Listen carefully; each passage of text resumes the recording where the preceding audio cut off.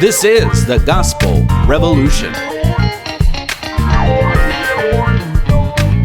Since you're knocking on the door, you're begging to come in, yeah. Unaware that all the while love's been knocking from within. You are the love you see, a perfect yet unique, righteous, holy.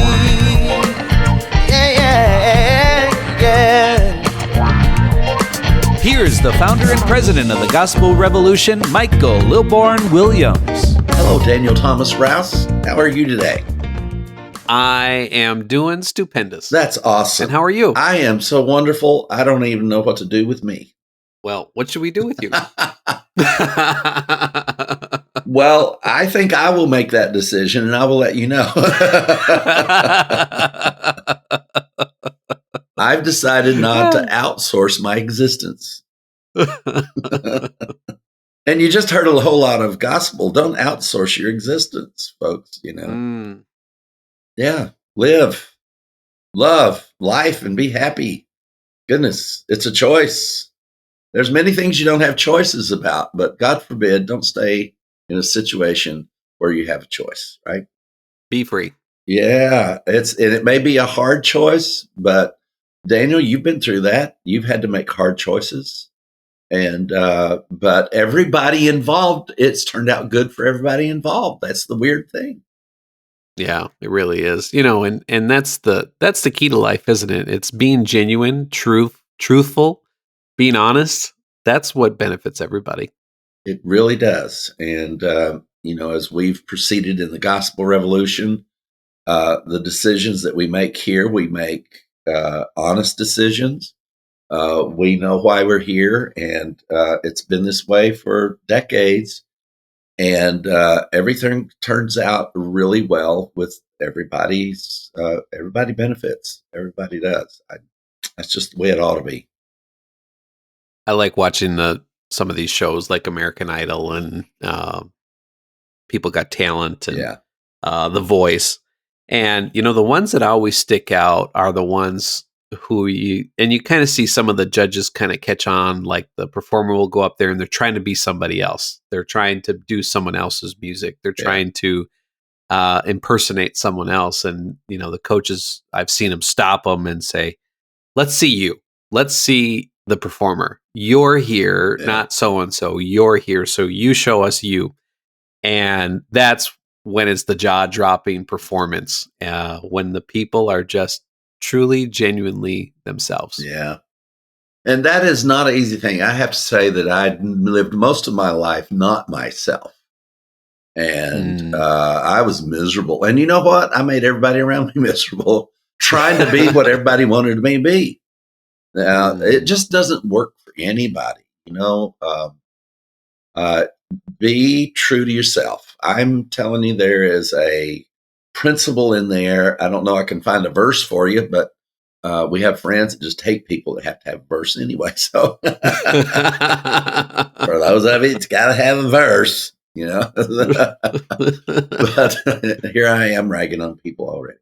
Yeah, it really is quite amazing. It's be true to thyself. I think some Aristotle or something like that said that. To thine own self be true.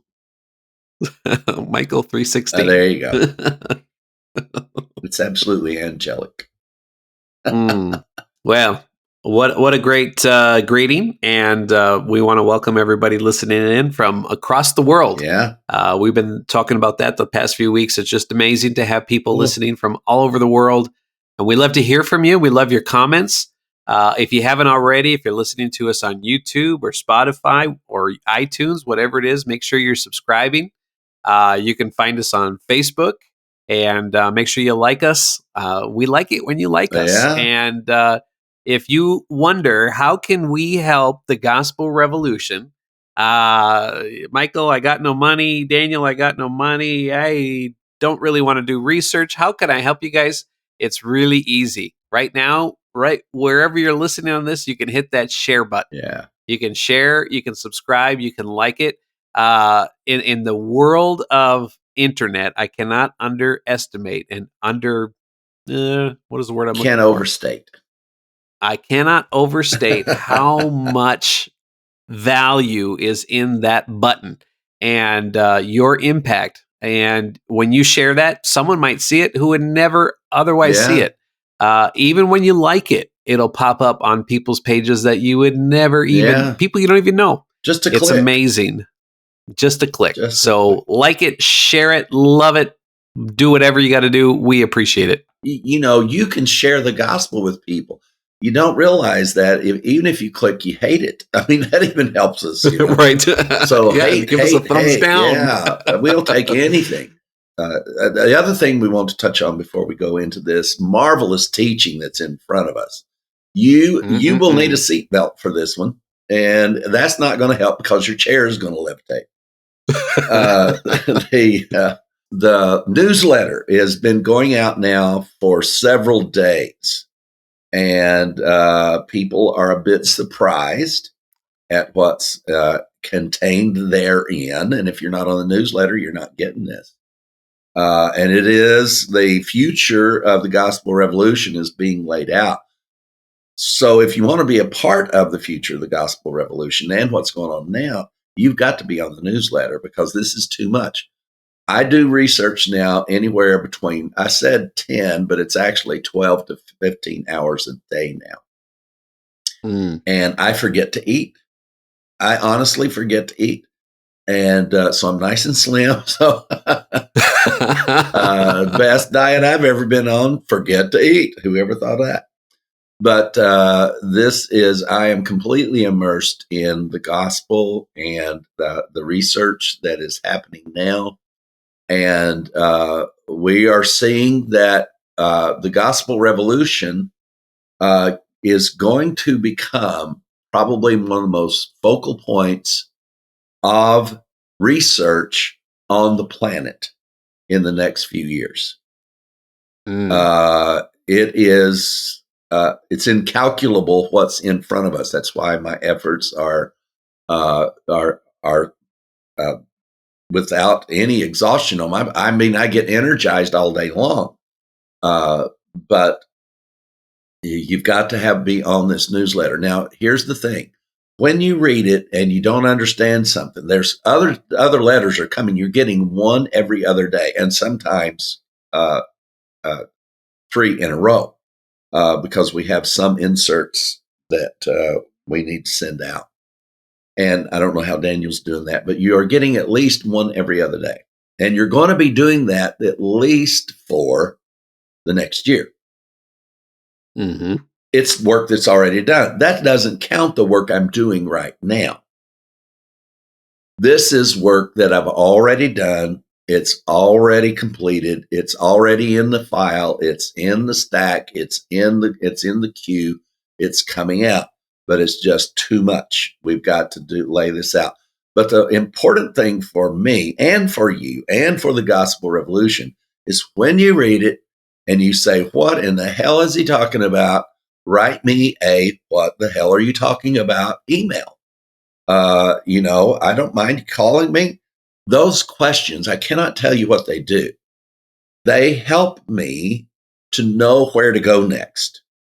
They help me know what to emphasize because I'm so deep into this now, folks, in all of this research.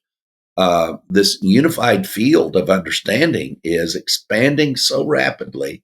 And wouldn't you know it, of course, the gospel would be the unified field of understanding for all things.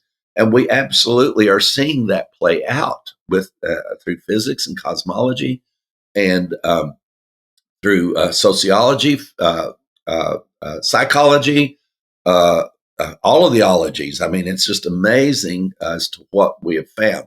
So now we've got to do research on each and every one of those subjects, and all based on one principle, all based on one single principle that pulls them all together. People have looked for a unified field of understanding about life, and it has never been found. It has been found by the gospel revolution. Now, I'm either crazy as a loon, or this is right. They're either going to find me dead with drawings on the walls where the Martians came from and when they were here and where they're going and the wormholes they came through. But I'm not doing that. But I mean, it feels like, this is really a very eventful time in my life. And I'm turning 73 August the 16th. And I have more work in front of me at this point in my life than I've ever had in front of me, viewable. I've got to do this work in front of me than I've ever had in front of me all of the 72 years that I've lived. And I've never done anything more exciting than what I'm doing right now. Newsletter. You must get the newsletter. Tell them how to do it. Yep. Go to gospelrevolution.com, hit the newsletter link on there, and it'll pop up right away where you put your name and email in, and you will get these as they come out, hot off the press. Ask the questions. Michael, you mentioned about this unified understanding. And last week we talked about why and how we know what we know. Yeah. And I think we want to delve a little bit into that a bit more today. The epistemology of the gospel revolution. How and why do we know what we know? Where we started last week was the Hebrew Scriptures. Yeah. And that's the point about the sciences that you mentioned, the ologies that you mentioned, is these things are mentioned in the Hebrew Scriptures. They are. However, they've developed science apart from that. And what we're saying and what you are explaining in these letters, that is, if the Hebrew Scriptures are not true in every area, they're not true in any area. And we have got to see this unified understanding of creation, of the gospel, and everything in between, and understanding how they all work together. And that's why we did last week and why we're going to do this week, about showing you how and why we know what we know. But it all begins in understanding what the Hebrew Scriptures are and why we trust in them. Yeah, and let me just drop the bomb. I know everybody's waiting on that because that's what I've developed a character for, that Mike always drops a bomb. Well, hold on, let me sound the alarm. Yeah, here it goes. If this creation started with a big bang, hear me. If this creation started with a big bang, the death of Christ on the cross was meaningless. Now, we're going to work all of that out for you. And by the time that we're finished, we think that there's a lot of changes coming, because the incredible unified field of understanding that we're talking about has happened upon us. I'm a high school dropout, folks. One of my heroes now is Newton, because he was the last real physicist that we had. Everything went theoretical after Newton, and because they were trying to make up for something that didn't need to be made up for. But Newton was a man who he never married.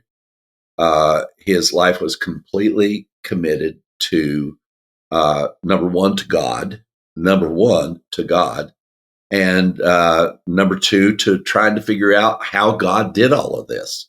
So out of his research as to how God did all of this, he came up with the law of gravity. He came up with the second law of thermodynamics, which is entropy, and the way things happen here on Earth. And he came up with the law of motion. He came up with those three laws. And so Newton, let me paint a picture for you. I love this man. In 1642, he was born.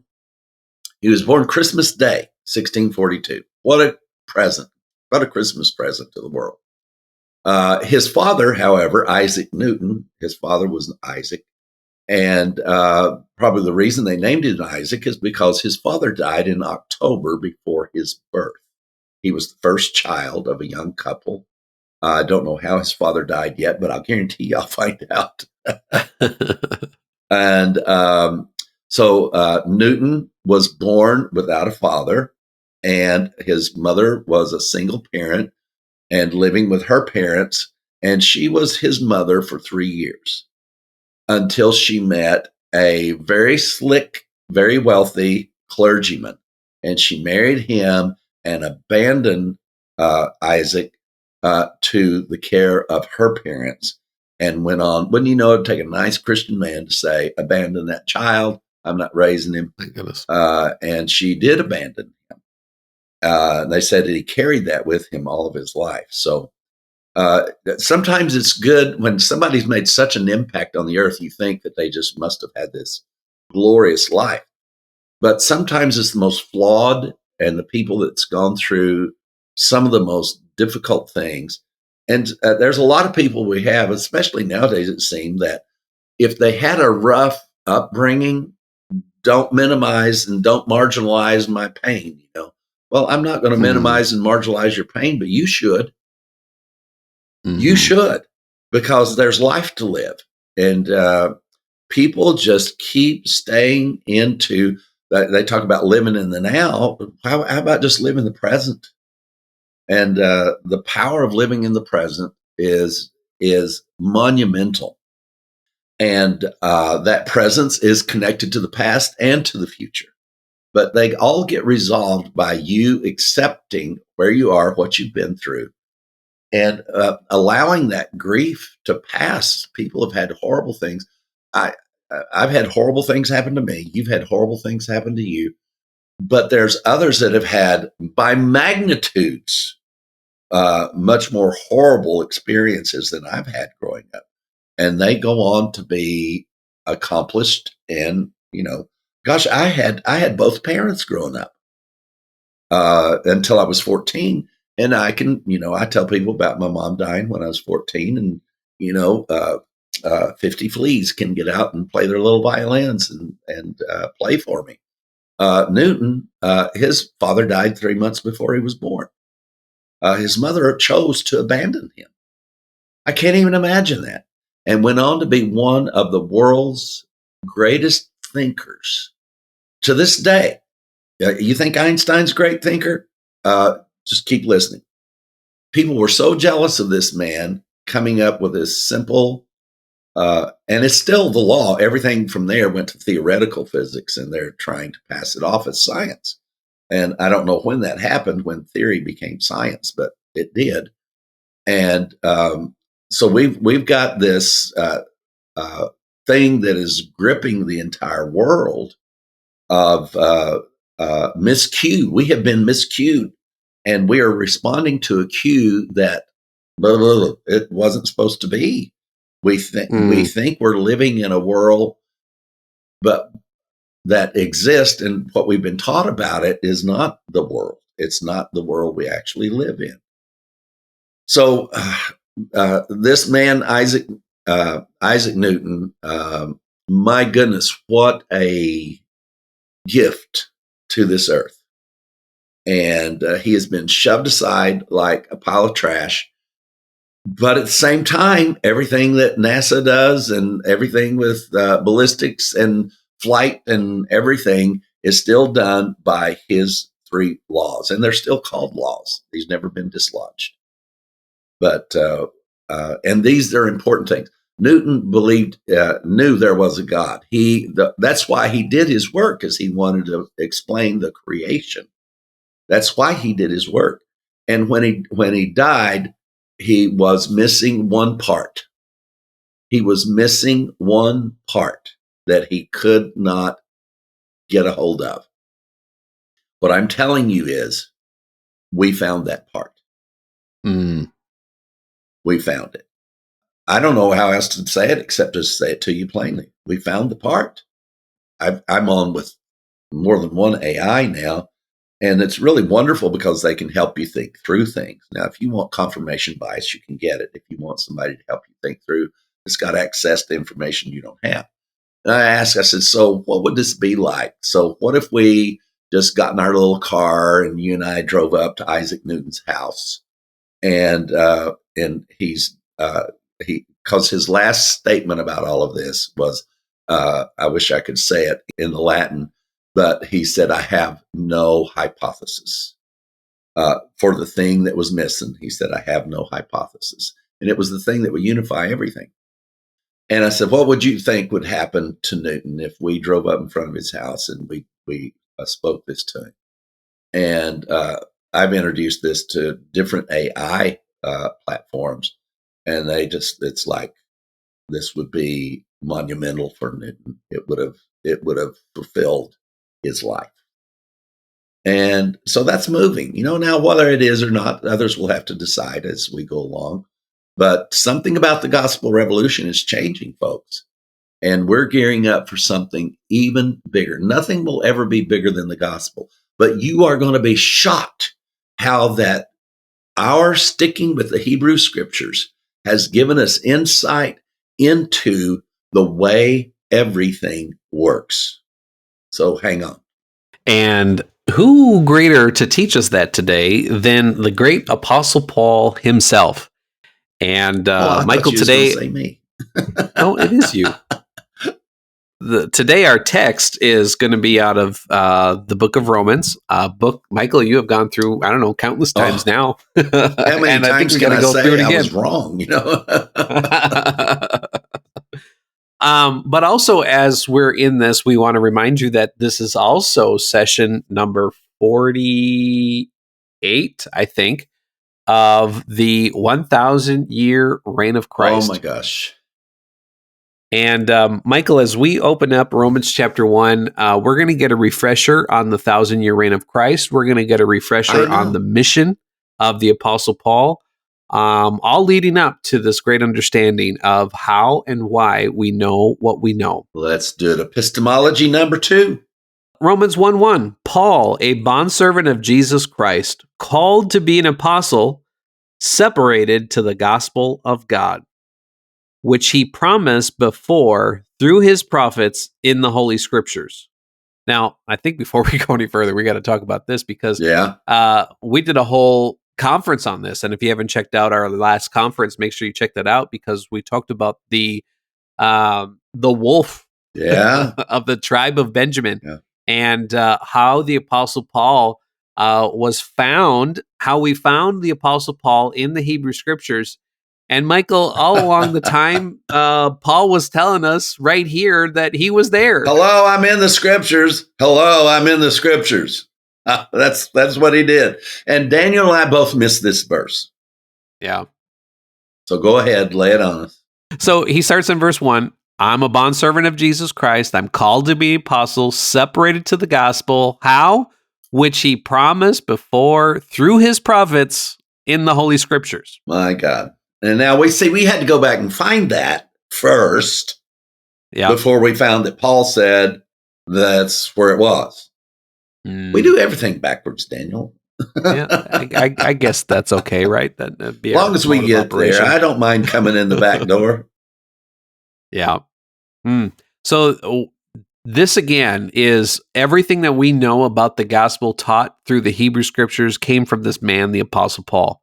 Everything in the New Testament that is pure gospel has come from the Apostle Paul. And we know why, because he was chosen. Yeah. He was called of God. He was chosen. He was separate for what? For the gospel of God. And how do we know this is true? Again, because it's confirmed through the Holy Scriptures. It's confirmed by the prophets. And it's wonderfully great news. And again, if you want more information on that, we walked through the prophets. We walked, and only a handful of them. I mean, we found so many more since then. But go back and look at our last conference, and you can get all of the details, all of the prophets that, or some of the prophets, anyways, that mention the Apostle Paul and how he was called and what he was called to do, and the message that he would bring. And what is that message exactly? Verse 3, concerning his son, Jesus Christ, our Lord, who was born of the seed of David according to the flesh. That brings us to the start of the 1,000-year reign of Christ. It really does. And declared to be the Son of God with power according to the Spirit of holiness by the resurrection of the dead.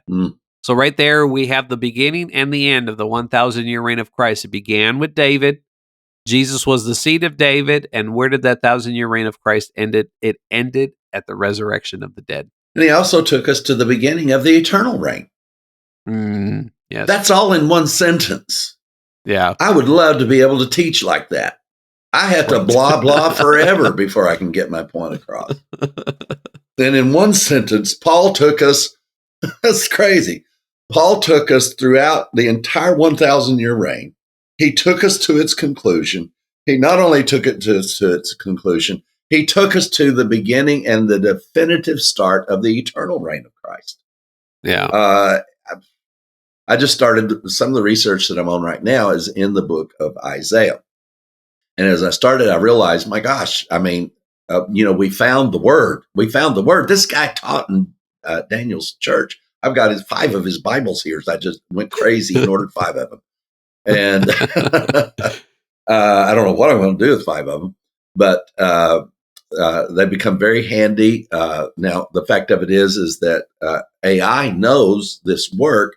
And now all I have to do, I don't have to go thumbing through this incredibly thick, dense work. That's the print is it's like it's a 5, if anything, 5 to 8 point as on the print, and it's tiny because they had to do it to pack it all in. And the book is about 900 pages long. But they went back and they recovered every place where the name Christ was taken out of the Hebrew scriptures.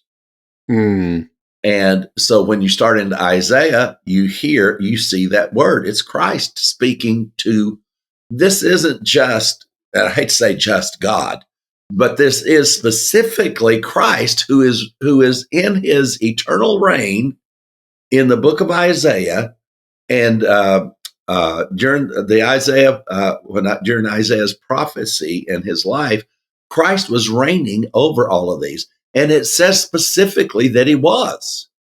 So this is Christ speaking, and he's talking about the kings and how they're not, this king is doing that, not that, but this is going to happen. And that it's very clear the guy speaking is in charge, and it is Christ. And so you begin to go down through there, and you see the power of Christ speaking during this 1,000-year reign. So now we have all of that said in one line by Paul.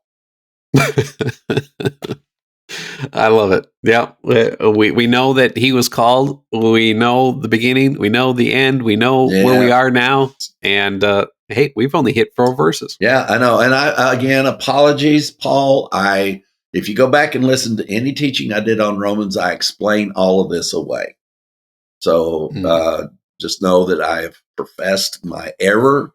And I tried to equalize Paul with all of us because I couldn't get that after the cross that somebody would have been especially called. And then finally, it's like it plainly says he was called before.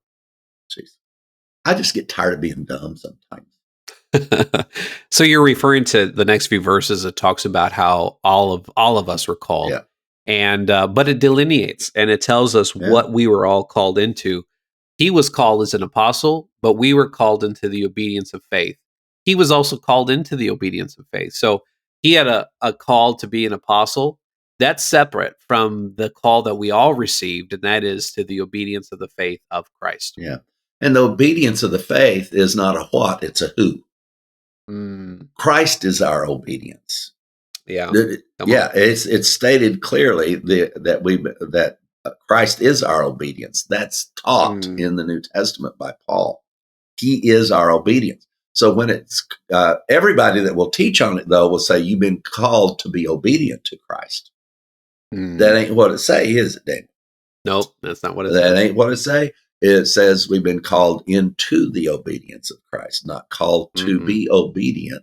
It is called into, and Paul explains in other writings that this was his obedience that he has accomplished. He accomplished our obedience. Yeah. Wow. This is already so good. You should have already written $1,000 check. And Michael, there's a whole lot to say in between those verses and where we want to go. But we've got a point. We're talking about the epistemology. why we know what we know, why and how we know what we know. And we want to get to that. So the Apostle Paul, he's laid the ground. I'm an apostle. I'm here to teach the gospel. Listen, if you don't believe me, listen to the prophets. Listen to the Hebrew scriptures. They spoke about me and this calling that I had upon my life. They spoke about Christ. They spoke about the resurrection of the dead, and that is the gospel. And so he's making this point to this Roman church that this is why he's here.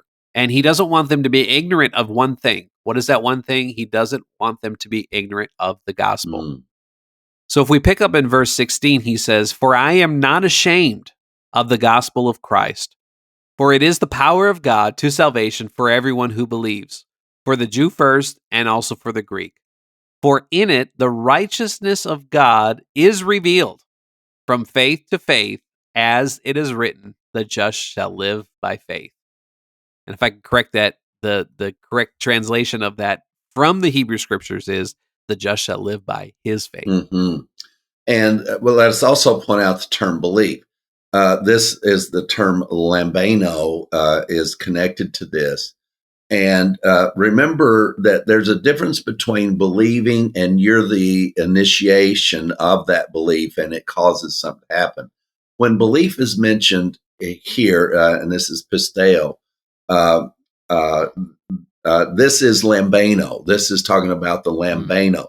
It's talking about you grasping what you've already been grasped, you believing what's already been believed about you.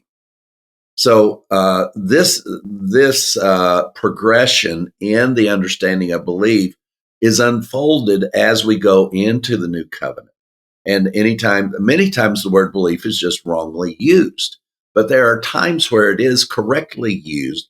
But what it's talking about is that you are believing what's been believed about you. I don't know how else to say it. It's the term lambano.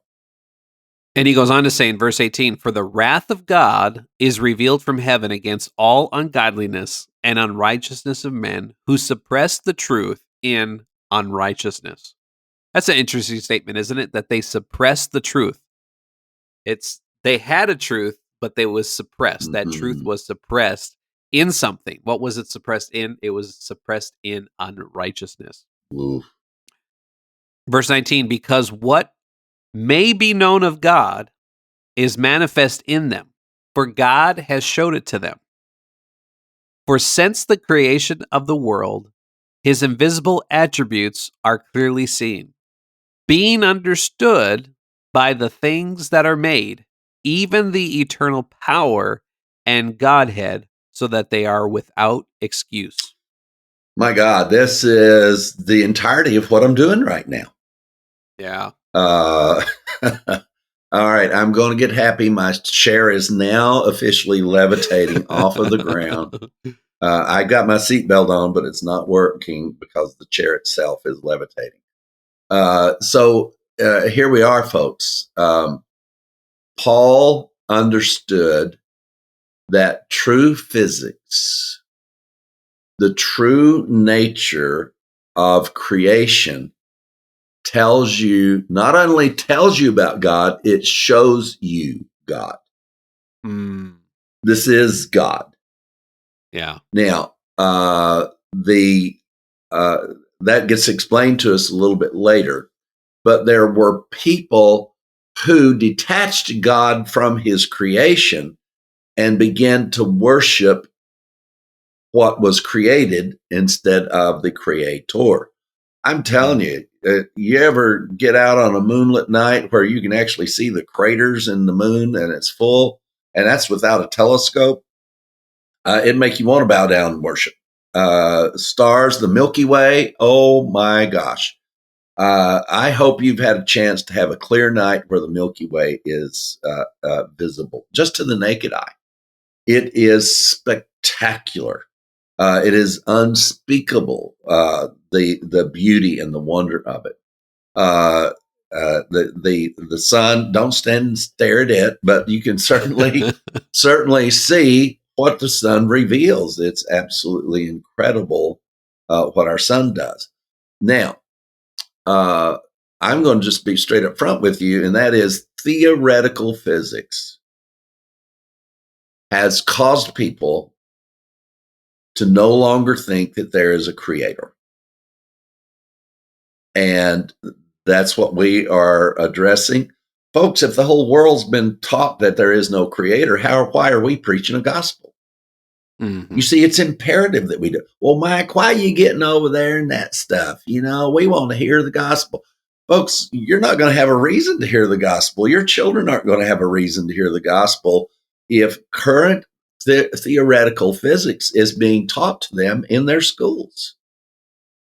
Because it proves let me tell you, you've got to know this. Theoretical physics proves there is no God. Mm-hmm. Now, let me restate that, because if you ask them, like Neil deGrasse Tyson, oh, yes, we believe there's a God. The math got so big, we saw God. Well, now he's just being tongue-in-cheek and euphemistic. But the question that needs to be asked is, do you think that there was a creator? Because that's where their wagon breaks down. They've got to be honest. And let me tell you something, a Big Bang is not a creation. Mm. Now, you may think that you can hold both in your thoughts and still understand the gospel. You may understand the gospel, but doubt will haunt you until you understand these principles of true physics rather than the theoretical brand that is out there now. And for some reason, it's called theoretical, but it's called science. I don't know when that became a moniker for theory. Is science. Science is science once it's no longer theoretical. Theoretical means I don't know. Mm-hmm. And then to state that it's science is an absolute misuse of the language. Is. That's just not true. Isaac Newton, the reason that his are laws is because they've proved them, and they prove them every day still. They are proven to be in effect. The reason they're theoretical is because they've never been proven. Mm-hmm. Let me bring a little clarity to this verse. We're looking at Romans 1:20, and this is how the King James reads. For the invisible things of him from the creation of the world are clearly seen. We want to sharpen this up a little bit, because this is really how it reads in the Greek. For the invisible one from creation of the world, that's the cosmos, that's all created things, are clearly seen. And Michael, you worked with Spock, your AI guy, and he came up with this rendering of Romans 1:20. For the invisible one from the creation of the cosmos is clearly seen, being perceived through the things that are made, even his eternal power and divine presence, so that no one remains in the dark. My God. I just want to weep. It's just so beautiful. I mean, I remember seeing this when I was in my 20s, that, and Paul even said nature itself would teach you the gospel. This is one of those places where Paul is bringing this powerfully to the front. How's that first line say in the King James? For the invisible things of him. The invisible things of him. Just look how this was screwed up. There's no things there. For the invisible one is what it actually says in the Greek. From creation, the invisible one created what you see. And what you see is him. When Daniel showed me this, I wanted to run outside and look at the moon and the stars. It's like, my God, I'm looking at God, and or you can go look in the mirror, take your choice. This is what God did. He literally turned himself wrong side out or inside out. He turned himself inside out. And now creation is made up in two phases: things that were spoken and things that were made. Oh, that's interesting. And one is eternal. Everything that was made is bound into thermodynamics. We're here on this earth, and everything that's born is going to die, and everything that grows is going to stop growing. Everything that produces a seed it's just going to be a cycle. Everything is bound in a cycle. That's the things that were made. And God made Adam from the dust of the earth. And he made all the animals. I mean, this is like watching somebody sitting, form, a little giraffe. Oh, I think I'll make an elephant. But that's how everything on the earth was made. It was not spoken. Everything that's spoken is eternal. Now, the problem is Adam was not eternal because he was made. But he became what was spoken on the first day. He went through his whole entropy trip. And, oh gosh, I'm trying so hard to refrain from saying things that have not been explained. So man walked this out until Christ brought everything to fruition in himself. And in the containment of everything, Christ was the containment of man. He was the containment of Adam. He was the containment of law. And he became at the cross the containment for sin. He became the containment for righteousness. He was the containment for all things. And with what I'm doing research on, what happened is the containment ruptured. And after sin died, Jesus died, went to the grave. Sin had parasitically attached itself to his blood. It was sin is a blood parasite, as it's described, because the life is in the blood. So where did sin want to go? Sin wanted to attach itself to the life. So it attached itself to the life of the blood of Jesus Christ. Oh, you stupid, stupid sin. So it attached itself to the blood of Christ. There's an interesting little thing to be known in that biological world, and that is parasites can live on your body. They can still be eating you while you're laying in your casket. Boy, is that a right note. But if the parasite is in your blood, it will die the moment you do. The parasite, a blood parasite, will die the moment the person dies. A cardiologist told me that. I don't know. I'm a couple of more inches on my chair now here. So Jesus took this. This is what the term "made sin" means. It literally paints this picture of this parasitical attachment to his blood. And when he died, sin died. Dun, da, da, da. But God raised him from the dead.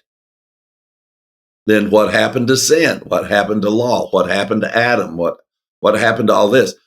Sin stayed in the grave. Law was abolished. Adam was resurrected in the body of Christ, and the entire planet was raised in Christ, in righteousness. An instantaneous righteousness went out throughout all of creation, past, present, and future.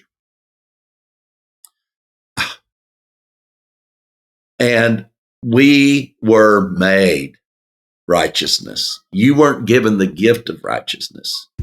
You were not imputed with righteousness. That was a way of explaining it before Christ.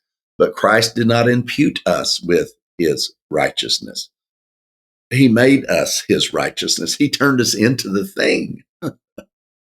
And inescapable, irrefutable, doesn't make any difference how you act. Oh, you're just saying it's okay. Why don't you guys get off of that stupid line and find something else to talk about other than somebody else's morals? Because the one you're concerned about is you, not me. You're that nasty little self. And the thing is, probably half your family knows your nasty little self, and you just think you're hiding it. But get off the bandwagon of trying to measure people's deeds and what they do or don't do what they think or don't think. My gosh, one of my greatest goals in life is to teach my grandson that his thoughts are not the definition of him. He's going to have every kind of thought under the sun, and he is to have no shame and, no shame and no guilt. Boy, that sounds pathological. That's because people think that guilt and shame are a natural part of healthy mentality. It's not. We're talking about a new creation here. They're like teaching things that they should have taught under the old covenant, where guilt and shame was probably something that was absolutely necessary. Not necessary now. In fact, it's counterproductive to the new creation. You're getting more truth right now than what your head can hold. So you're going to have to listen to this more than once. And the power of this is more than I can express. Daniel, tell us what is in your thoughts now about this. So why do we know what we know? We know what we know. Now it's expanding even more, because now we can know the gospel by looking at creation. Wow. What? We can know the gospel by looking at the creation. We can know creation by looking at the gospel. If what the Hebrew scriptures say about both of these things, if they're both not true, then neither are true. Yeah. And what we're saying is that the Genesis account of creation is true. And it's getting clearer and clearer. Now we know even another degree of that in that which was spoken, a creation, as far as to what was being made. Michael, as you're talking about that, I thought about the verses in Genesis that talked about God planted a garden, because that's one of the things I thought about in my mind. Well, what about, habitation, the trees and well, it says that God planted the garden. Didn't speak it into existence, did he? No, goodness. We looked at what about angels? And you found the verse that said that he commanded the angels to be, and they were. So that was a spoken thing, but that also helps us to understand how the eternal was enveloped into the immortal, and how all of it was brought into one, how all of the angels are now part of the new creation. Because they could not, as eternal beings, could not come into us until we became eternal. Until our life support system started out with the breath of God. Jesus breathed that breath out, and Adam departed. And at that moment, we became on light support. We're not on breath support. Light support. We're on light support. That's maybe the first time it was ever said on the earth. But we are on light support, and we are it, and it is it. It is us. We dwell in it. So the declaration here we must take seriously. Paul has, let me translate that to 2025. Paul said in these verses, 2,000 years ago, Paul said in these verses, all physics will show you God. God, the reality of God, will explain physics to you. Physics itself will explain God. Well, right now, that's not true. Now, Isaac Newton's did explain God. Thermodynamics, things that were made, they go through a life-death process, and it's called entropy. It's a word that it just means the process. Let me simplify it like that. It's the process between inception and death, whether it's a combustion engine or a human being or what it is. An oak leaf, it all has entropy to it. But that's an earthbound physics. The things that God spoke into existence, let there be light. And then he spoke and spoke the sun, the moon, and the stars into existence, right? So he spoke all of this into existence. So what we've now, we've been able to definitively state, thank you, Daniel, you did it once again. So we have three definitive sections of creation.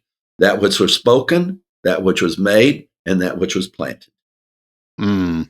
Spoken, made, and planted. It's going to turn into a whole series, I'm telling you. Spoken, made, and planted. Spoken, made, and planted. Right now, my mind is wandering the Milky Way. It's just, oh my gosh. So,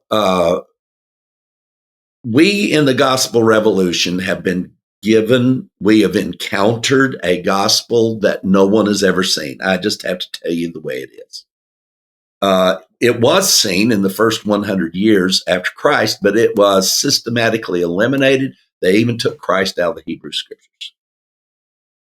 And then we wound up with a blonde-haired, blue-eyed Jesus, because they didn't want, the Gentiles didn't want their Jesus to be a Jew. The Jew didn't want the Jesus to be Christ. So they took him out of the Hebrew Scriptures, and the Gentiles said, yeah, go ahead, take him out. We don't want him to be a Jew anyway.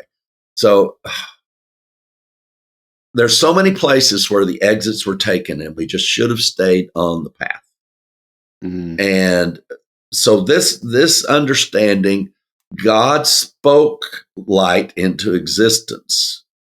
He spoke light. He spoke all of the solar system, all the universe was spoken into existence. So those things are eternal. They're not going away. I don't care what Einstein said. I don't care what anybody says. These things are not going to be destroyed. I can show you almost a dozen times where God promised his creation will never, ever, ever, never destroyed. So that's why when Newton came up with the law of gravity, that's eternal, because see, gravity is not an earthbound thing. It's a universal thing that God himself spoke into existence. But Einstein said, I don't like that, because I've measured the speed of light, and nothing can go faster than the speed of light. So we have to change gravity, which is an instantaneous. Gravity is instantaneous. Anything that happens with the moon is an instantaneous effect on the earth, tides, whatever it is. It's not a delay. There's no fraction of delay. And so we have that, and we have light. Light is instantaneous. Light does not travel. That is the crux of the matter. That's what Newton missed, is that light does not travel. So we've already let you know where we're going with this. And you can all grab your books, and then I'm going to agree with me. So, but we have found out that this is actually true, and we know how to teach it to you. We know how to break it down, and it's as, but like all truth, it's simple as it can be, right? So, and then the other thing we have is the instantaneous nature of righteousness. And righteousness was instantaneous. Light was instantaneous. The righteousness was instantaneous. Us becoming the light of the world was instantaneous. It was not a process. Everything was process, delay and process bound, because it was all earth. It was all earthly. Paul spoke about this. That which is of the earth is earthly. It's what does that mean? What does it mean it's earthly? It's process and delay and process and delay. But you see, there are things that are eternal are not process and delay. Light is eternal. There's no process and there is no delay. Light shows up from where it is to what it interacts with. That's why it's black. Black between here and the sun. Oh, there's these little particles, proton packages. They're being delivered. I know it sounds stupid for a high school dropout here to be disagreeing with Einstein, but that's never stopped me before. I mean,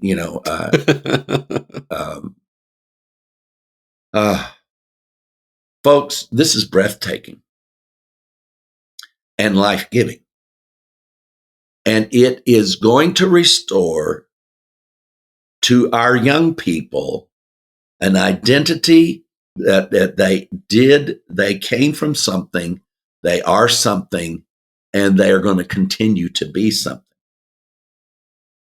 We started teaching our children in the early 90s the Big Bang Theory in school. We taught these children for 4 years that they came from nothing. They are simply molecules of dust from an explosion. That's what's taught. And that the end result is nothingness. You tell me why we have a generation that is self-consumed, self-absorbed, and has no the ability, does not have the ability to refrain from taking guns into schools and blowing their fellow students away and then turn it on themselves. What are they doing? Folks, they're trying to establish an identity. They want to be remembered. See, when you think you're nothing and you come from nothing and you're going to nothing, you're going to seek to become something. Mm. Somebody's got to stop and figure this out because this is not going well. This is intense for me. I am doing everything I can to keep from overpowering you, overwhelming you. But it's also simple that I just want you to know right now. Because what Daniel and I both are going to be teaching you over the next year is going to change your life forever. I don't care what age you are. If you're 90, this will change your life. You know, the Apostle Paul goes on here to talk about the consequences of not having this understanding. But Michael, before I read on that, I wanted to, I was thinking about how Christianity has dealt with these topics. So Christianity believes in the God as a creator, generally speaking. I know there are some who don't, or they try to make this bridge between, science and the Bible, and they change timelines and all that kind of stuff. Not to get into any of that. But Michael, one of the things that almost all of Christianity agrees upon is one thing that you mentioned there is the destruction of the planet. Yeah. And that all of this is coming to an end. And that is the opposite of the gospel. Yeah. Is they have created, and that's why we're in this 1,000-year reign of Christ teaching. This is what brought us here, is this, quote, end time doctrine, is that all of these things are going to come to an end. The work of the cross was not enough. Jesus is going to come back and he's going to finish the work and yada, yada, yada. That this planet is going to burn up and be destroyed, and then there's going to be a new planet, Earth, that's going to come into place. Mm. And the gospel teaches something entirely different. Creation teaches something entirely different. And until you're able to see what the Hebrew scripture teaches us about creation and what the Hebrew scriptures teaches us about the gospel, you're going to always end up in this, these doctrines that are end of the world, that something terrible is yet to happen, that the work of the cross didn't finish it all. And so there's this continually going on and on and on. And we want to set the record straight on it all. Every thread of it. We are going to go into all of it. I don't know how many years I've got to do it, but Daniel will do a good job, and all the rest of you will do a great job at carrying this on. Because this can't be a one-man show, folks. This is not possible for this to, in any nature, be that. We are a team. We are co-laborers, fellow researchers. This is we agree with Paul 100%. You can't tell one of us from the other, and we are one. What else can I say? The power of what Daniel is sharing with you in this, and the departure from it is cataclysmic, as Paul just said. Paul is expressing the fact that this is cataclysmic to the mind. If you let this slip, it is cataclysmic to the human consciousness. It is cataclysmic. And what we're now involved in is a cataclysmic consequence upon the humanity, because it's not like we don't know. To say you don't know, that's one thing. But to say that you do know that this all started with a Big Bang and and heat deaths. And it's just so silly. Christians just get so silly. I used to be one, so I can criticize us, right? So they're just so silly. They heard heat death, and they you know what they ran with, Daniel. Oh, even Einstein says we're going to die through heat. That's what the Bible says. No, Einstein doesn't predict a big fire coming and engulfing this. Einstein says the fire's going out. You're going to freeze to death. And but I've heard preachers actually get up and say that Einstein even says it's going to end, it's going to end, it's going to end. But then do you think that there was no creator, that it started with a Big Bang? They're so double-minded. They can't hold two thoughts in one head at the same time. Mm-hmm. And that's because of the conflict of the gospel that they've bit into. When you see righteousness delayed, you're going to delay everything. You're also going to delay your happiness. You're also going to delay your joy. You're also going to delay your peace. If you delay righteousness, you are delaying life. You are delaying peace. You are delaying joy. You are delaying comfort. You are delaying satisfaction. You're delaying interaction. You're delaying friendship. You're delaying everything about life if you delay righteousness. And righteousness is not delayed. And let me tell you, for an absolute certainty, light is not delayed. Let me read you here. Romans 1. So we just read verse 20. For the invisible things of him, or for the invisible one from the creation of the world, is clearly seen and understood by the things that are made, even his eternal power and Godhead, so that they are without excuse. Because that when they knew God, they glorified him not as God, neither were thankful, but became vain in their imaginations, and their foolish heart was darkened.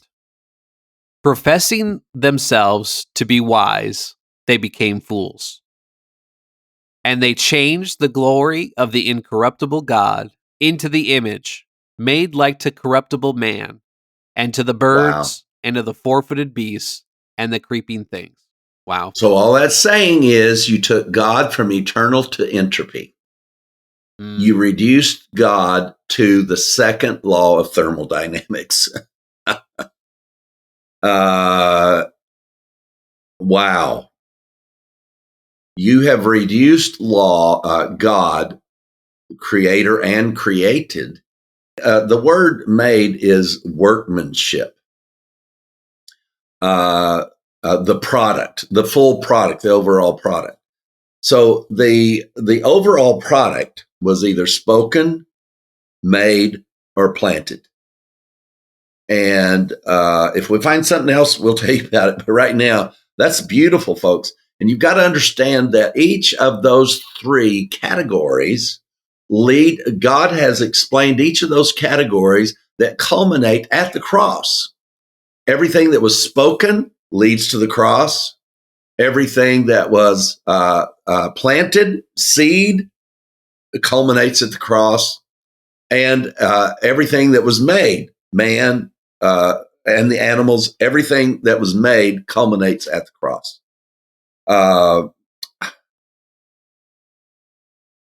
The picture is over. It's like standing and looking at the Milky Way and the moon and the stars all at once. But it is definable, folks. Don't let the magnitude of this cause you to park your brain. I promise you, I'm a high school dropout. I understand this stuff. I understand it well. And if a person who didn't even make it through the second year of high school, made it halfway through the second year. My mother died at the end of my end of my first year. She died while I was on Christmas break. So I had been in school that whole year. that the last 6 months of that year, my mother had gotten sick and she had been hospitalized pretty much that whole. And I think it wasn't until October we realized how sick she was. I remember riding with her in the station wagon to go to one of her doctor's appointments. And I remember she had on this. My mother always wore dresses and skirts. I never once saw my mother in a pair of slacks, a pair of pants, or a pair of jeans. That would have just been the weirdest thing in the world to see my mom like that. And all of her dresses came to mid-knee, and never she either had on full dress or a blouse and a skirt. And I mean, my mom, she was a classy lady, and she was definitely a woman of the 50s. She was a classic 50s mom. And I mean, you can imagine seeing June Cleaver in a pair of pants, right? My mom was no June Cleaver. We were poor folks. I didn't know it because my mama made us feel rich because she cooked. Oh, goodness. I still feel poor because I can't eat my mom's food. I mean, no matter what kind of mansion you live in, when you've had that kind of food, you just kind of feel poor, right? Daniel, you know what I'm talking about. Oh, so the reality of all of this and the fact that, like I said, I'm a high school dropout. That last October to December of my life was spent every night going to the hospital. And then on the 23rd of December, my mother had a massive stroke, a leukemic hemorrhage of the brain, and she never spoke again and died on December the 28th. I was out of school during that time. So I went back to school and, everybody was nice to me, and I was walking around like a zombie. Nobody knew this wasn't texting time, And so I walked back in there, and I made it. I don't think I made it 6 months. I may have made it 2 or 3 months, and then I left home. I ran away because I was stuck at home with an alcoholic father, and I just had seen to that I had no choices at that time. But that's when I quit school. So don't tell me that you can't understand this. You can understand it. I understand it. Daniel is understanding it. And as I'm learning these things and Daniel's helping me and we're learning together, and he is learning things that he never thought about before. And some of these things I've thought about since I was 10 years old. I don't know why, but I mean, this has always fascinated me. I've always known there was a creator. Daniel, has that been something that's pretty solid with you? Yeah, I've never questioned it. I have never ever questioned the creator. I just never have. I remember when I started hearing about Einstein when I was a kid, and the things about and I remember hearing about the Big Bang first, and it was just like I just sloughed it off. That's just crazy. So I have this preset thing in me that has followed me all of my life. And now if you want to say I'm just stuck in a paradigm I can't get out of, that's fine.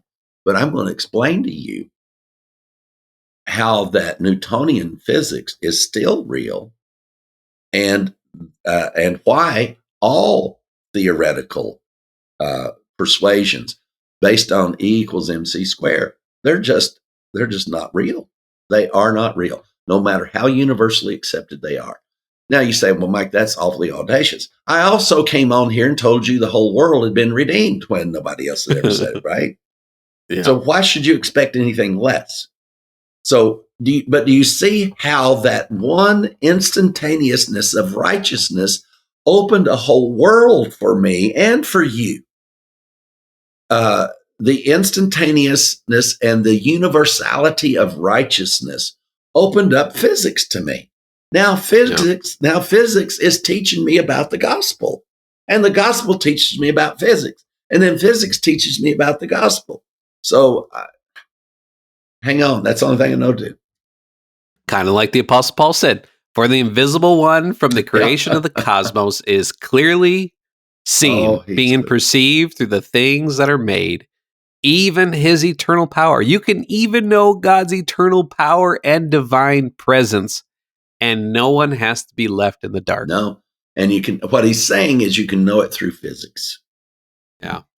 You can know it through what was spoken. You can know it because it's God's creation, right? You can know it through what he spoke into existence, through what he made and what he planted.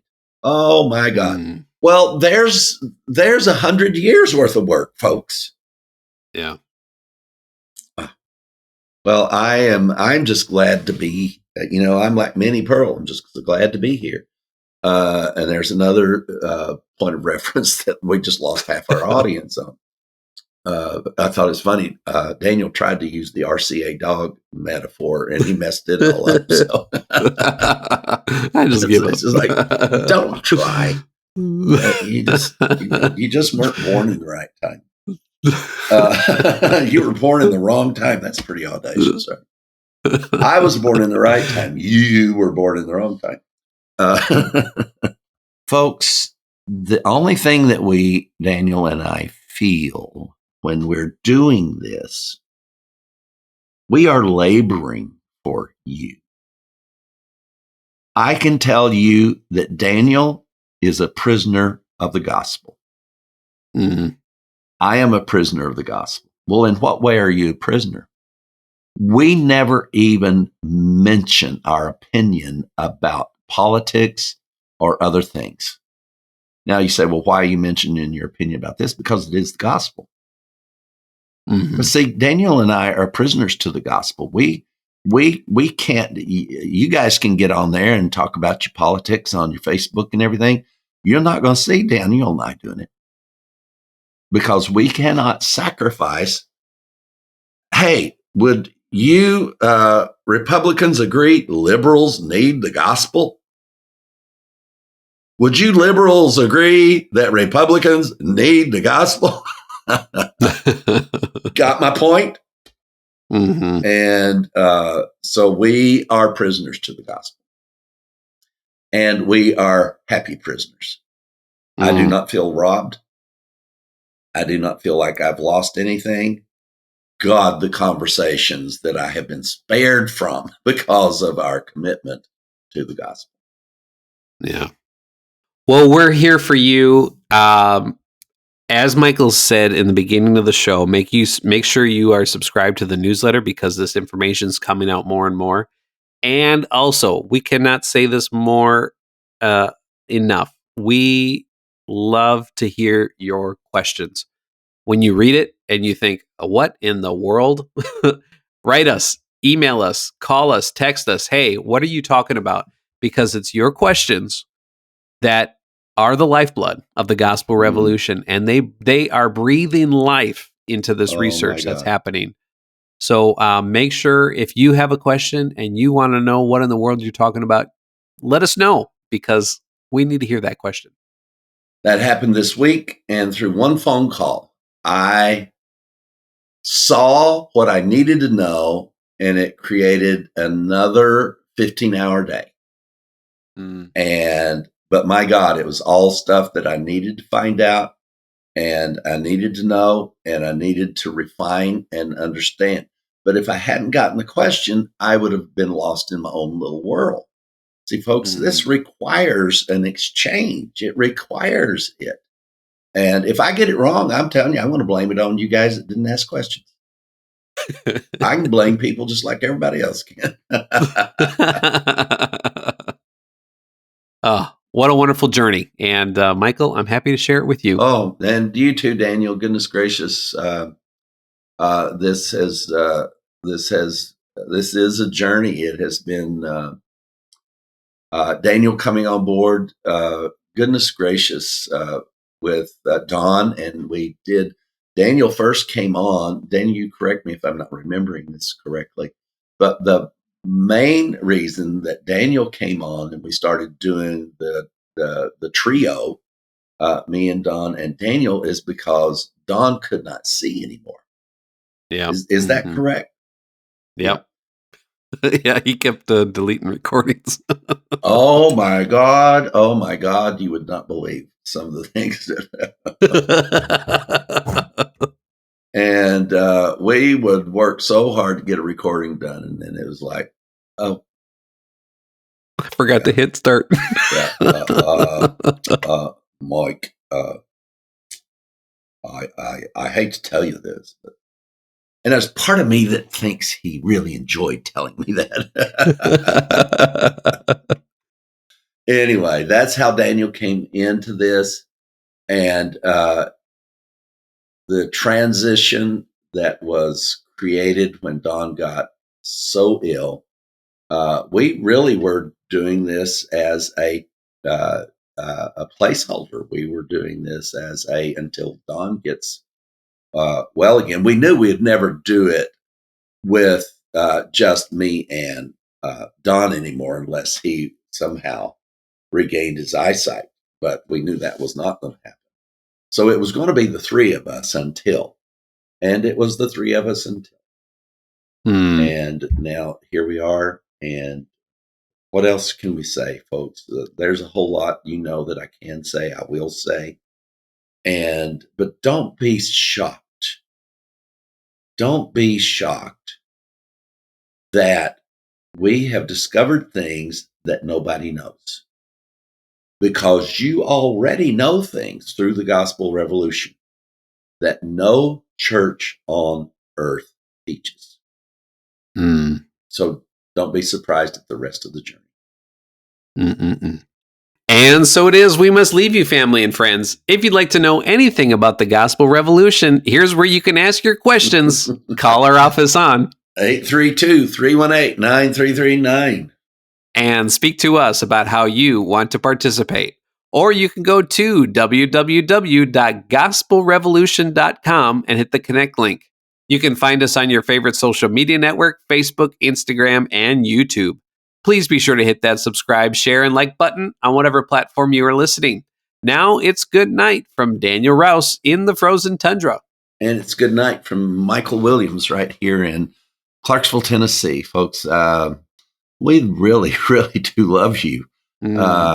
We feel you. And there's many of you that we never communicate with, but we see there's some of you that have been so regular on your contributions. There are people that give $10 and $20 a month, and there's people that give $50 a month. And I see those every time that they come in. And, it's like I wish that we had the money to be able to have the organization to be able to reply to you every time you contribute. We just don't. And so I want to say on here, please don't think that your contribution is going unseen or unappreciated. We appreciate everything any of you do. And that some of you have been doing it an awful long time. And we know that you are us and us are you. We sure hope you enjoyed today's Powercast. And remember, we'll be here to do the same thing all over again next week. There's got to be a week that we got to stop saying it. But for now, only... Yeah, Don Bartlett's in control. It's got to be better. Since you're knocking on the door, you're begging to come in, yeah. Unaware that all the while love's been knocking from within. You are the love you see. A perfect yet unique, righteous, holy. Yeah, yeah, yeah. When you feel lost and alone, staring at the unknown, and these words be the compass that guides you right home. We are one, we are love, we are.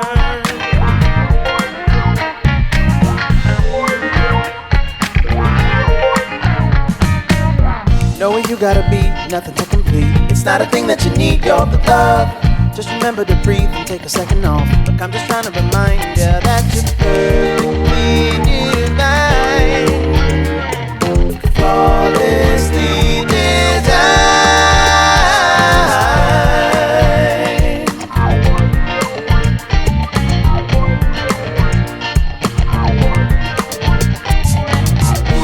When you're lost and alone, staring at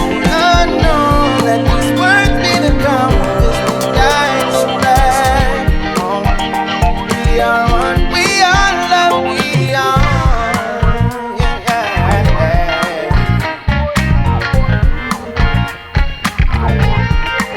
we are love.